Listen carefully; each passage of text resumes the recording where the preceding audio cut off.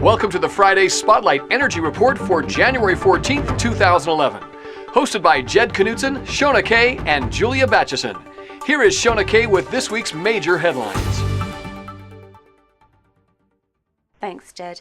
Monday marked the announcement of a merger that will create the largest utility in the United States.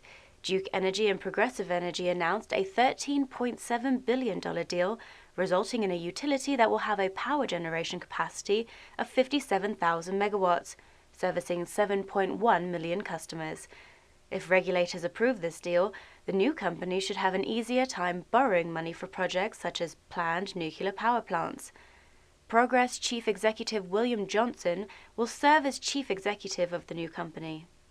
This will enable Duke Chief Executive James F. Rogers to continue his work in the U.S. strategy and policy arenas while serving as the executive chairperson of the new company.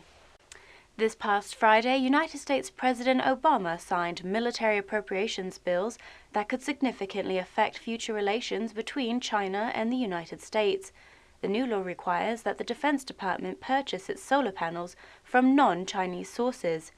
Congress is concerned that China unfairly subsidizes its solar industry, which is detrimental for foreign competitors like the United States. The Obama administration is conducting a trade investigation regarding clean energy subsidies. It plans to present a case against China with the World Trade Organization, WTO. Under the new Buy American provision, the Defense Department is prohibited from purchasing solar panels made in China. This provision was written carefully to ensure that it complies with the WTO's free trade rules.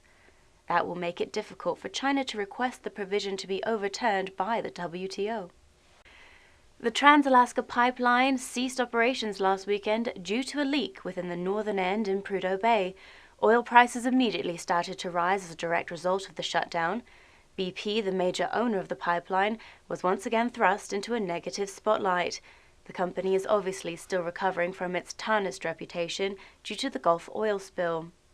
The pipeline was able to restart operations on Wednesday, albeit at a reduced output. Oil prices declined slightly on this news, but had no positive effect on BP shares. Another temporary shutdown of the pipeline is scheduled for this weekend that will last 36 hours. During this time, Alaska Pipeline Service Company will install a bypass to avert a leak that is disrupting the line. It is still unknown when the pipeline will achieve regular flow rates. Now over to Jed for our top energy news stories in the United States.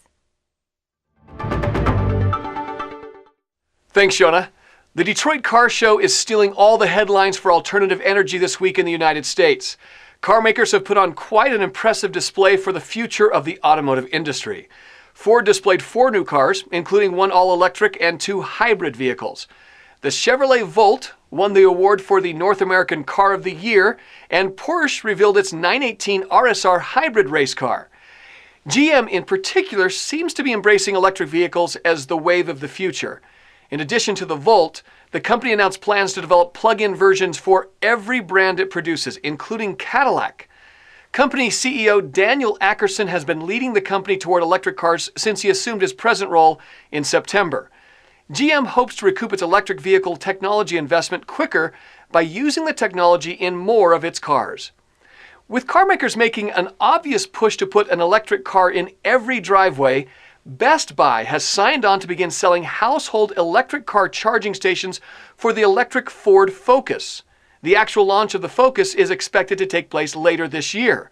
Best Buy and Ford will collaborate to evaluate the homes of Focus electric purchasers, work with electricians regarding permitting, and install the charging stations.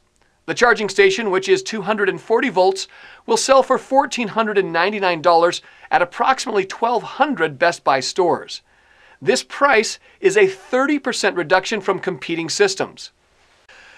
Last week, the BP Oil Spill Commission started to release portions of the final report on the Gulf oil spill.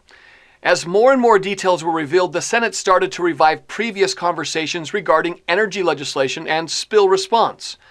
However, the one issue that must be settled before any legislation can be voted upon is the issue of liability. Currently, states supporting offshore drilling and Democrats are at odds on the issue of how much responsible parties should pay for oil spill damages. Currently, the cap sits at $75 million, but some senators would like to see responsible parties required to pay for all damages incurred. Senator Robert Menendez is using the report from the Oil Spill Commission to get support for a bill to remove the current cap. Now over to Julia for our top stories from around the world. Thanks, Jed. This week, diplomatic notes were exchanged by Russian Deputy Foreign Minister Sergei Ryabkov and U.S. Ambassador John Burrell. These notes will serve to enforce the civilian cooperation agreement reached between the United States and Russia for nuclear energy that enables the two countries' collaboration on the development of new atomic technology. The initial agreement was signed in 2008, but was later withdrawn by the United States when Russia began warring with Georgia. United States President Obama retabled the agreement in May 2010, and Congress then approved it in December. Under this agreement, the two countries agree to promote safe sales of nuclear fuel to countries interested in developing civilian nuclear programs. Spent fuel will be collected and reprocessed so it cannot be used to create atomic weapons. China has announced that it has met its 5-year goal of reducing energy consumption per unit of gross domestic product by 20% of 2005 levels at the completion of 2010. In order to achieve this goal, the country initiated tactics such as rolling blackouts and reducing the power supply made available to industry. Inspectors traveled the provinces to ensure rule enforcement. Business owners and residents alike did not look upon many of these measures favorably. The National Development of Reform Commission, China's highest economic planning entity, also chastened local governments for subjecting its residents to these conditions. Now it's time for this week's energy tip. Last week we covered driving tips that can save you money on gasoline. And this week we are going to cover maintenance tips that will do the same. A common maintenance reason for loss of miles per gallon is underinflated tires and bad wheel alignment. Most of us get in and out of our cars barely noticing either of these. This alone can reduce your mileage efficiency by over 3%. You can save about 2% more by making sure that the motor oil used in the car is the manufacturer's suggested oil. The money saved by going with lower quality oil will hardly make up the difference over the years in the cost of the extra gasoline that is wasted. Finally, regular tune-ups will play a vital role in ensuring that your car performs at peak levels. Make sure that items such as spark plugs, oil filters, brakes, and transmission fluid are checked on a regular basis. Combined issues with these items can reduce your car's efficiency by over 10%. That is your energy news and tip for this week. For more headlines, visit us at worldenergymedia.com. This is Julia Batchison with Jed Knutson and Shona Kay at World Energy Media. Thanks for watching and have a great day.